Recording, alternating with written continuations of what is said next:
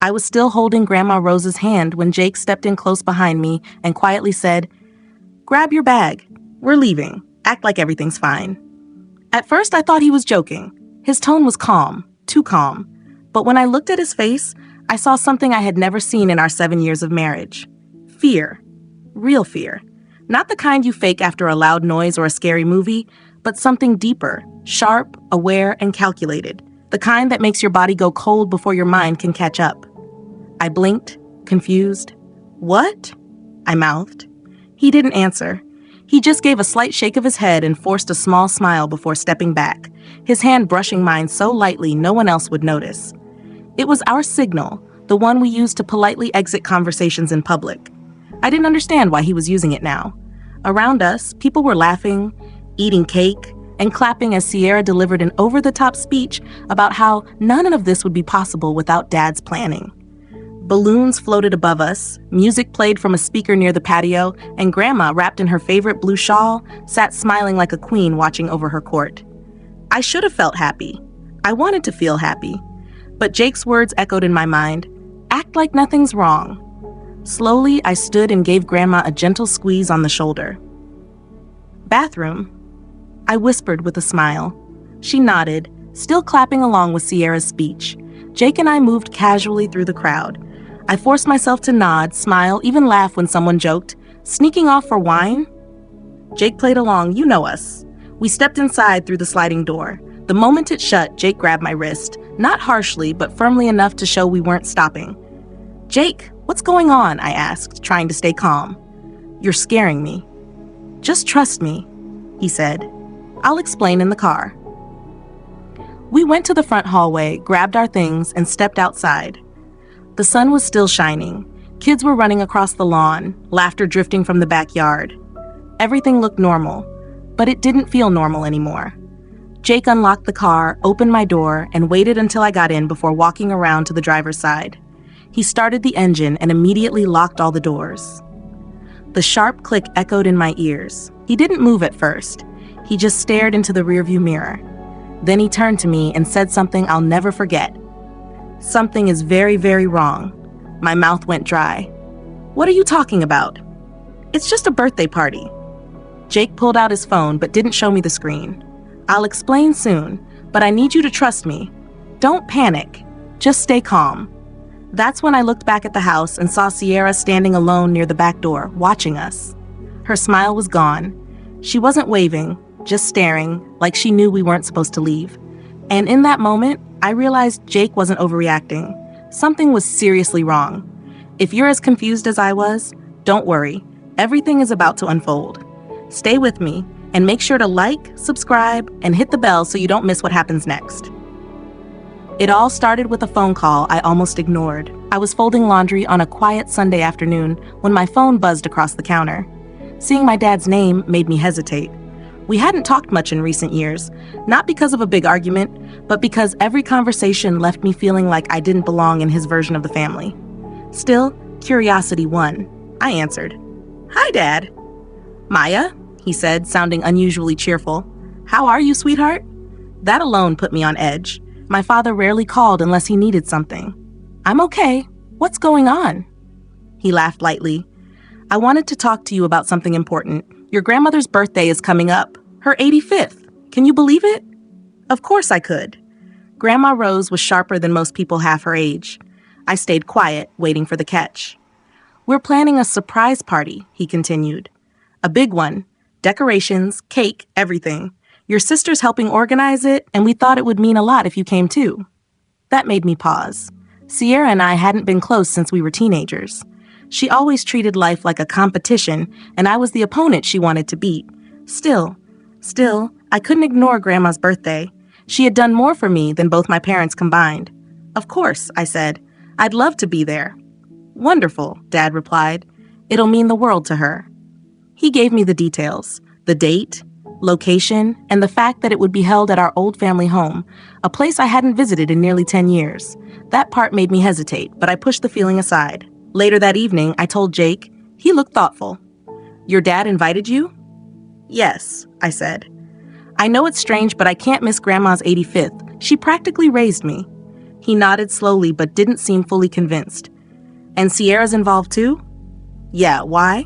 He leaned back and sighed. I don't know. It just feels sudden, like they're trying too hard to make everything sound perfect. I understood his concern. My dad and sister weren't exactly known for warm family gatherings, but Grandma deserved to be celebrated. Maybe they were trying to fix things. People can change, right? Jake agreed to come, though it was clear he was doing it for me. He even booked a small hotel nearby in case we needed space afterward, which I appreciated. The week before the trip felt strange. I kept imagining walking back into that house, seeing my old room, sitting on the porch where Grandma and I used to drink lemonade. Each memory brought a mix of nostalgia and unease.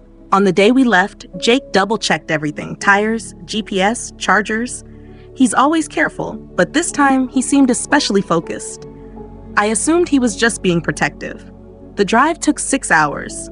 We listened to music, shared snacks, and kept things light. Jake asked about my childhood, and I told him the good parts. How Grandma would sneak me cookies, how we built blanket forts in the living room. We avoided talking about Sierra and my dad. Some memories are better left untouched. When we arrived, it felt like stepping into a preserved memory. The same white shutters, the same worn welcome mat, but everything seemed staged. The lawn was perfectly trimmed, balloons tied to every post, and a banner reading, "Happy 85th," hung above the garage. Dad greeted us with a wide smile. There she is, my girl. Sierra appeared beside him, holding a clipboard and giving me a quick air kiss. So glad you made it, Maya. Jake stood next to me, his grip on my hand slightly tighter than usual. He didn't say anything, but I felt it too. Something wasn't right. The moment we walked inside, the feeling intensified. Not warmth, not comfort, just something off. The living room looked exactly as I remembered, but too perfect, like a showroom. The rug from my childhood was gone, the walls freshly painted, and the air felt strangely still. Jake noticed it too. I could tell by the way he scanned the room, his fingers tapping lightly against his leg. He was in observation mode, the quiet state he slipped into when something didn't feel right. Looks nice, I said softly. It looks staged, he murmured. Sierra moved around greeting guests in her usual overly cheerful tone, while Dad gave tours, pointing out photos and heirlooms I barely recognized. Then I saw her, Grandma Rose, sitting near the window in her favorite chair, wrapped in her pale blue shawl. She smiled at a little boy playing with a balloon, but something about her seemed different. I walked over and knelt beside her. Hi, Grandma. She smiled, but her eyes looked tired, almost foggy. Maya, you came? Of course, I said, holding her hand. Her grip was weaker than I remembered. She looked thinner, paler, like she hadn't rested properly in days. Jake joined us. Hi, Grandma. She blinked at him. Oak. I glanced at Jake. Grandma never forgot his name. Sierra quickly stepped in. She's been a bit sleepy lately. The doctor says it's just age. I didn't like her tone, dismissive and rushed. Looking around, I noticed most of the guests were distant relatives or old family friends, but there were also unfamiliar faces, men in dress shirts standing quietly, not interacting. Who are they? I asked Jake. I was wondering the same, he replied. They're not socializing or eating. Before I could respond, Dad appeared with drinks. Enjoying yourselves? Jake accepted a glass but didn't drink. Everything looks very polished. Dad laughed. Had to make it special. Then he turned to me. Glad you came. Your grandmother's been asking for you. I nodded, but my attention stayed on Grandma, who was already drifting off again. Sierra clapped her hands. All right, everyone, let's get ready for group photos outside. As people moved, Dad followed them. Jake leaned in. I'm stepping outside for a minute. Need to check something near the driveway. Check what? I'll explain later. I nodded. Be careful. He slipped out quietly while I stayed with Grandma, brushing a strand of hair from her forehead. She stirred, but didn't wake. The decorations were perfect. The house was spotless. Everyone was smiling, but none of it felt real. It felt arranged, like a setup. And for the first time that day, I wondered if coming back had been a mistake. Jake was gone about 10 minutes. When he returned, something had changed. His expression was sharper, his jaw tighter, the look he gets when he's connecting pieces that don't fit. He came straight to me. You okay? I asked. Yeah, he said quickly. Can we talk in the hallway? I glanced at Grandma, then followed him. In the quiet hallway, he lowered his voice. I found wires under the porch, not regular ones, small, hidden. What kind? Audio or video, maybe. One runs straight into the living room wall. What would they be recording? He shook his head. I don't know yet, but there are also men near the back fence. Guests. They were dressed like they were trying to blend in, but they weren't doing anything, just standing and watching. I swallowed hard. Security? No uniforms, no badges, and I overheard one of them mention timing the drop. That's not something you hear at a party. A chill ran down my spine. Jake, what do you think is going on? He didn't answer immediately. He glanced over his shoulder, then looked back at me. I don't want to alarm you, but I think something bigger is happening here. I also checked the medicine cabinet in the downstairs bathroom. It's empty. No prescriptions, not even your grandmother's. I froze. She takes heart medication and sleep pills every day. Not right now. She doesn't, Jake said, unless they're hiding them somewhere else. I looked toward the living room, where I could just see Grandma's blue shawl draped over her chair. She's not herself, I whispered. She called you Jack. She hasn't really looked at anyone. She's barely awake. Jake nodded seriously.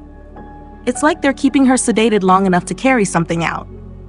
Just then, we heard Sierra's voice from the hallway. There you two are, she said brightly. We're about to do cake and gifts. You don't want to miss it. Jake smiled politely. We'll be right there. As soon as she turned away, he leaned closer again. I think your dad and sister are planning something related to your grandmother's estate. Maybe they're trying to prove she's mentally unfit. My head spun. But why now? He hesitated. Because things may legally change when she turns 85. There could be something in her trust, a clause maybe. I tried to steady my breathing. Jake, we can't accuse them without proof. I'm working on it, he said. I took photos, but I need more time. For now, just act normal until we leave. This time, the words act normal felt heavier. Because now I felt it too. This wasn't just a celebration. It felt arranged. We returned to the living room. Sierra was lighting candles on a large cake, while Dad stood beside her with his arm around her shoulder, smiling confidently. Grandma sat with her head tilted back, eyes half open. I walked over and gently touched her arm. Grandma? She blinked slowly. Oh, hello, dear, she murmured.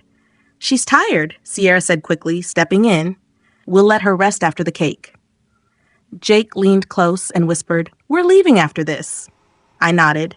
The room filled with a slightly uneven chorus of happy birthday, but I couldn't join in. I just watched Grandma struggle to lift her head and wondered how I hadn't noticed sooner. The cake was barely cut when Jake touched my arm and gave me a small nod. It was time. He didn't need to say anything. I recognized that look, calm, focused, and certain. I glanced at Grandma one last time. She was slumped slightly in her chair, her gaze unfocused, while Sierra posed behind her for photos as if everything was completely fine. I'll come back for her, I whispered. Jake didn't reply. He simply took my hand and guided me through the side hallway toward the front of the house. We didn't rush. We didn't even walk fast. Everything was controlled. As we passed my dad, Jake smiled. Great cake. Dad patted his back. Thanks for coming, son. That word, son, didn't sit right with me. We reached the front door without stopping. My pulse was racing. Outside, the sun was beginning to set, and the air felt unusually still. Our car was parked in the far corner of the driveway, exactly where we left it.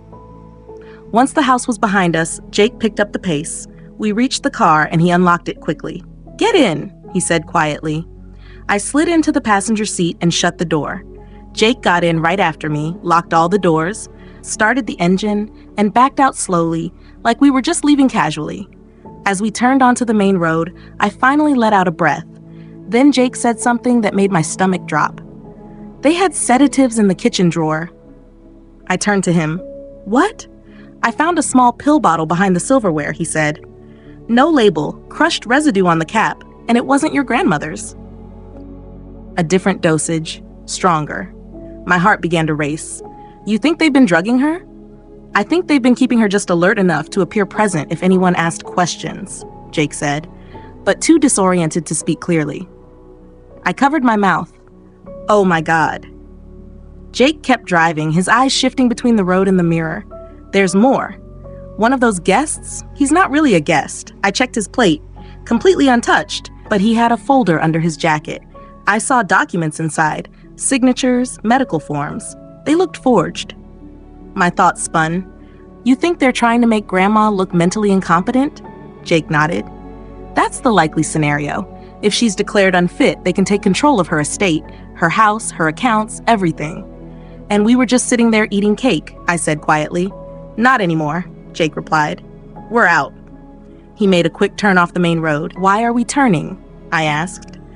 I saw one of those men step outside and start talking on the phone as we were leaving. I don't want them following us. I looked back. There was nothing behind us, just trees and an open field. Then I checked my phone. I don't have any signal. Jake reached into his jacket and pulled out a small flash drive. I took photos, everything I could. The wires, the documents, the pill bottle. If we go to the police, this should be enough to start an investigation. I stared at him. You did all that in less than an hour? He shrugged slightly, still focused on the road. You know how I work. I managed a small smile, but it didn't last. At that moment, my phone buzzed, a message from an unknown number. Why did you leave? I froze. Jake glanced at the screen, then tightened his expression. We're going straight to the station, he said. I didn't argue. At that point, it wasn't just about protecting Grandma, it was about stopping something serious before it escalated. The road ahead felt long and quiet. Jake drove with purpose, checking the mirrors often. I kept staring at the message. 5 simple words. No name, no explanation. I didn't reply, I said. Good, Jake answered firmly. Whoever sent it wants to unsettle you, make you question your decision. It worked, I admitted, wrapping my arms around myself. Jake, what if we're wrong? What if we overreacted? He kept his eyes on the road. Then we let the police determine that. I fell silent. Part of me wanted to believe it was all a misunderstanding, that the pills meant nothing, that those men were just awkward acquaintances, that my sister hadn't planned anything harmful behind Grandma's back. Jake handed me the flash drive. Open the files. See for yourself. I connected it to my phone using the adapter he kept in the glove compartment. The drive contained multiple photos, quick shots, but clear enough. The first images showed the wires Jake mentioned, thin cables running under the porch, taped beneath walls, hidden behind panels. Next were photos of the pill bottle, tucked behind utensils, no label, residue visible inside the cap. But the final images were the most concerning. Documents, forms, and a close-up of a signature. My grandmother's name, written poorly, nothing like her real handwriting. Jake pointed. That's a declaration of incapacity. It's used to initiate a conservatorship. I looked at him, shocked. You're saying they were going to take legal control of everything? It appears that way. I closed my eyes briefly. They wouldn't do that during the party, right? Jake didn't answer immediately. What? I pressed. I saw a man near the basement door in medical scrubs, he said. At first I thought he was helping, but then I noticed a duffel bag. It could have been equipment or something else. No, I said, shaking my head. Grandma isn't sick enough to need care. She's never mentioned a nurse. That's likely intentional, Jake replied. They were counting on no one noticing. Sedate her, get the signatures, then move her somewhere while she's too disoriented to resist. I covered my mouth again. We were the only ones who saw this, weren't we? He nodded. That's why I got you out. I looked back at the photos. The timestamps were from less than an hour ago. My hands started to shake. Jake took my phone, opened the contacts, and selected a number I hadn't called in years. Who are you calling? County police, he said, bringing the phone to his ear. My heart skipped. Are you sure? Completely. After a few rings, a woman answered. County Sheriff's Department. What's your emergency? Jake spoke clearly and calmly. I need to report suspected elder abuse and fraud. We have evidence. It's urgent. He gave our names, my grandmother's name, the address, and a brief summary of everything we had found. The operator asked him to pull over safely and wait for officers. He agreed. We stopped at a small gas station off the highway, parking near a side fence where the car wasn't easily visible. As we waited, my thoughts kept circling. She trusted them, I said quietly. She believed Dad and Sierra had changed. Jake held my hand. They didn't, but you noticed? That's what matters. About 20 minutes later, 2 police cars arrived. Jake handed over the flash drive and explained everything. I added what I could, still nervous but steady. The officers listened carefully.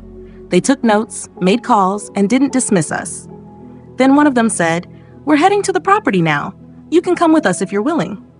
I looked at Jake. He nodded. And just like that, we were heading back to the house we had just left, this time with police. When we pulled into the driveway, the sun was setting. The house that had seemed lively earlier was now quiet. The music was off. Most of the guests were gone. Only a few cars remained. My stomach tightened. Jake parked and squeezed my hand. "Ready?" I wasn't, but I nodded. The officers approached the front door. One knocked firmly while the other positioned himself nearby. Jake and I stood just behind them, my heart racing. After a few seconds, the door opened. Sierra stood there, still in her makeup slightly smudged. Her smile seemed forced. "Officers? Is something wrong?" "We're following up on a report of suspected elder abuse and fraud," one officer said. "Is your mother home?" Sierra blinked but kept smiling. "I think you may have the wrong house." Jake stepped forward. "They don't." Her eyes shifted between us. "You called the police?" Before I could answer, the second officer spoke. "Ma'am, we need to come inside." She hesitated, then stepped aside. "Of course." Inside, the living room looked the same, but darker. Shadows stretched across the floor. And in the center of the room, still in her chair, was Grandma Rose. She appeared either asleep or unconscious. One officer approached her gently. "Ma'am?" Her eyes opened slowly. "Yes." "Do you know where you are?" She looked around, at home. "Do you know what day it is?" She paused. "My birthday." Jake leaned closer to me. "She's still under the effects of something." The other officer called for paramedics, then turned to Sierra. "Where is her medication?" "In her bathroom," Sierra replied quickly. "Why? Can you show me?" Sierra hesitated again. "It's just in the drawer. You're welcome to check." The officer nodded and walked down the hallway. At that moment, my father entered the room. "What is going on here?" he asked loudly. "Officers, I don't know what my daughter told you, but this is clearly a misunderstanding." Jake stepped forward. "Then you shouldn't have a problem explaining the hidden surveillance equipment, the sedatives, and the forged documents I found in the house." Dad's expression changed instantly. "Excuse me?" Jake took out his phone and showed one of the images. "This is your signature on a legal declaration stating that Grandma Rose is mentally unfit, filed without her knowledge." The lead officer reviewed the photo, then turned to my father. "Sir, we'll need you to come with us. And you as well, ma'am." Sierra's voice shook. "We were just trying to protect her. She's getting worse. We were planning to move her into proper care. She needs it." "No, I don't," Grandma said suddenly, her voice clearer than before. Everyone turned toward her. She slowly sat up, steady despite the effort. "I'm not confused. I'm not incapable. And I did not agree to be kept in that chair while you made plans to take my house." Tears filled my eyes. "Grandma," she looked directly at me. "You came back for me." Jake knelt beside her. "We're gonna make sure you're safe? You have my word." Paramedics arrived shortly after and began checking her condition. At the same time, the officers escorted Sierra and my father outside. Neither of them spoke. I stood near the doorway, watching them leave. There were no arguments, no explanations, just silence. Jake placed his arm around me. "They'll be charged. The documents, the medication, it's more than enough evidence." I nodded, still watching as the police vehicles drove away. Later that evening, Grandma was taken to the hospital for observation. I rode with her in the ambulance. She held my hand the entire time and didn't let go until the nurse helped her settle into bed. "I thought I was alone," she said quietly. "You weren't," I replied. "Not for a moment." Back at the hotel, Jake and I sat together in silence. No television, no background noise, just a quiet room. "You handled that well," he said after a while. "So did you," I answered. And for the first time in years, I felt something I hadn't experienced in a long time. Not just relief, but a sense of peace.